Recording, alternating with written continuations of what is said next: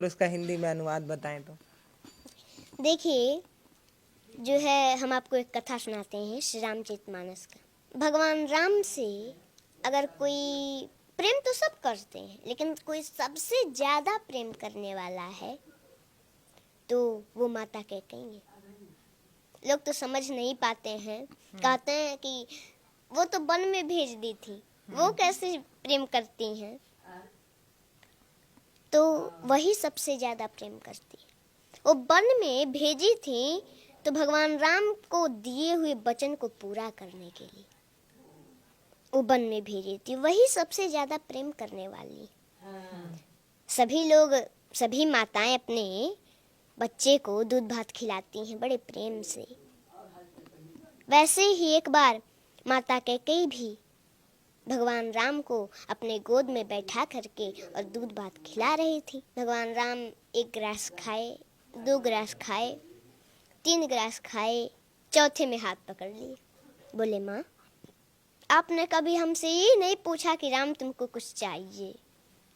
तो माता कैकेयी बोली कि अरे पुत्र, अरे राम, तुमको कुछ चाहिए तो जल्दी बोलो, क्या चाहिए? तुमको कुछ चाहिए, जल्दी बोलो। तुम्हें मांगने में देरी हो सकती है, मुझे देने में देरी नहीं हो सकती। भगवान राम बोले, माँ, पहले मेरी कसम खाओ कि जो मैं मांगूंगा वो दोगी। माता कैकेयी बोली, हाँ राम, मैं तेरा कसम खाती हूँ, जो तुम मांगोगे वो हम देंगे तुमको। मांगो, क्या चाहिए? भगवान राम बोले, माँ, लेकिन जो मैं मांगने जा रहा हूँ अगर वो आप दे दोगी तो संसार में कोई भी आपका नाम, अपने बच्ची का नाम नहीं रखेगा। तो कैकेयी माता बोली, मुझे मंजूर है राम, बताओ ना क्या चाहिए। मेरा नाम, अपनी बेटी का नाम कोई न रखे, ये मुझे मंजूर है। मेरा राम प्रसन्न रहे, इससे बढ़कर मेरे लिए और क्या हो सकता है। भगवान राम बोले, माँ, लेकिन जो मैं मांगने जा रहा हूँ अगर आप दे देंगी तो संसार में आपका अपजस होगा। माता कैकेयी बोली, मुझे जस मिले, मेरा राम प्रसन्न न रहे तो वो जस मुझे नहीं चाहिए, मुझे अपजस मंजूर है। भगवान राम के आंखों में आंसू आ गए।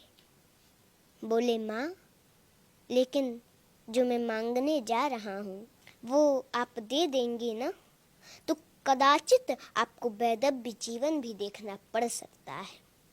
माता कैकेयी जब ये सुनी मौन हो गई। आप ही बताइए, कोई भी भारतीय स्त्री हो तो उसको ये बात तो खटकती है। मौन हो गई माता कैकेयी। थोड़ी देर मौन रही, फिर कुछ देर के बाद बोली, राम, मुझे कदाचित वैधव्य जीवन ही क्यों ना देखना पड़े, वो भी मुझे मंजूर है। बताओ तुम्हें क्या चाहिए। भगवान राम बोले, माँ, एक समय ऐसा आएगा, मेरा विवाह होगा, मैं फिर अयोध्या आऊंगा और उस समय हमारे लिए आपको 14 वर्षों का वनवास मांगना पड़ेगा। जब कैकेयी माता वनवास सुनी तो तुरंत धड़ाम से गिर पड़ी, जमीन पर बेहोश हो गई। भगवान राम ने जल से छींटा मारे तो कुछ देर के बाद होश आया। उठ के बैठी, थोड़ी देर मौन है, फिर बोली, राम, रो रही हैं। बोली, राम, देखो, मुझे अपजस भी मंजूर है, मेरा नाम, अपनी बेटी का नाम संसार में कोई न रखे ये भी मंजूर है, कदाचित तो ना देखना पड़े वो भी मुझे मंजूर है, लेकिन मेरा राम मुझसे दूर रहे ये मुझे कदाचित मंजूर नहीं है। राम, मैं तुम्हारे बिना 1 मिनट नहीं रह पाती। तुमने 14 वर्ष सोच भी कैसे लिया राम? ये वरदान वापस ले लो, मैं नहीं दूंगी, मैं नहीं दे सकती है वरदान। भगवान राम बोले, माँ, आपको ये वरदान देना होगा क्योंकि आपने हमारी कसम खाई है, और अगर मैं बन नहीं गया तो सरभंग ऋषि की जो है मांस गल चुके हैं, बस हड्डियां बची हैं जो कि अब सूख रही हैं। माता सेवरी, उनको हमारा दर्शन कैसे होगा माँ? उनको बन जाना पड़ेगा।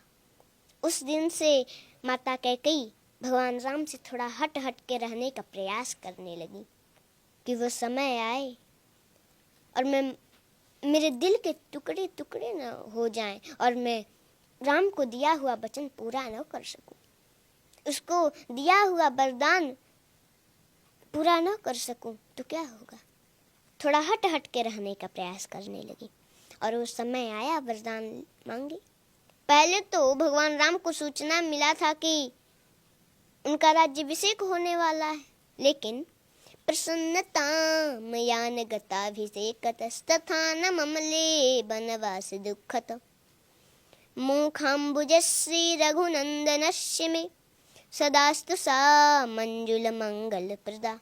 जब भगवान राम को ये सूचना मिली कि उनका राज्याभिषेक होने वाला है तो उनके मुख पर प्रसन्नता नहीं थी, लेकिन पुनः उसके अगले दिन उनको सूचना मिल गई कि 14 वर्षों का वनवास मिल गया, तो उनके मुख पर थोड़ा सा उदासी भी नहीं थी। उस समय तो प्रसन्न हो रहे हैं कि अरे पिताजी ने हमको अयोध्या का राज नहीं, पिताजी ने मोहि कानन राजू, पिताजी ने मुझे अयोध्या का राज नहीं, मुझे तो जंगल का राजा बना दिया। वो तो प्रसन्न हो रहे हैं